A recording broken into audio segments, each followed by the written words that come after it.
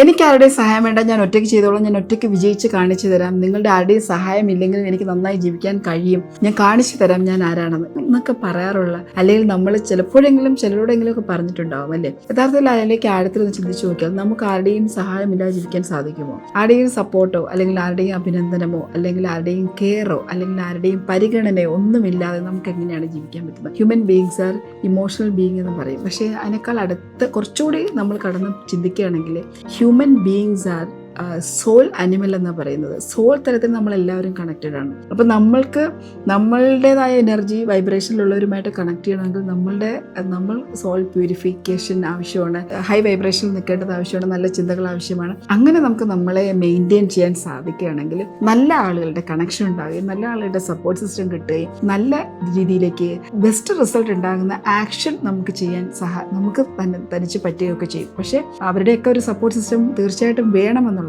അപ്പോൾ ഒറ്റയ്ക്ക് നമുക്ക് ആർക്കും ഒരു പരിധിക്കപ്പുറത്തേക്ക് വിജയിക്കാൻ സാധിക്കില്ല. വിജയിക്കണമെങ്കിൽ കൂട്ടായ ഒരു മാസ്റ്റർ മൈൻഡോ അല്ലെങ്കിൽ കൂട്ടായ ഒരു പരിശ്രമം ഒക്കെ ആവശ്യമാണ്. ഒരു സപ്പോർട്ട് സിസ്റ്റം ഉണ്ട് എന്നുള്ളൊരു ഫീലിംഗ് തന്നെ നമുക്ക് മുന്നോട്ട് നയിക്കാവുന്ന ഒരു കോൺഫിഡൻസ് ആണ്. അപ്പോൾ അതുകൊണ്ട് ഈ ഒറ്റയ്ക്ക് ഞാൻ ചെയ്തു കൊള്ളാം എന്ന് പറയുന്നത് നിർത്തിയിട്ട് ചുറ്റുമുള്ള എല്ലാവരെയും ഒരുമിച്ച് കൊണ്ടുപോകാനും പരിഗണിക്കാനും സ്നേഹിക്കാനും കെയർ ചെയ്യാനും ഒക്കെയുള്ളൊരു മനസ്സാണ് നമുക്ക് ഉണ്ടാക്കിയെടുക്കേണ്ടത്. ആ മനസ്സ് തീർച്ചയായും നിങ്ങൾക്ക് ഉണ്ടാവും. അത് ഡെവലപ്പ് ചെയ്യാനുള്ള പരിശ്രമങ്ങൾ തുടങ്ങിക്കൊള്ളുക. Thank you so much. Have a great day.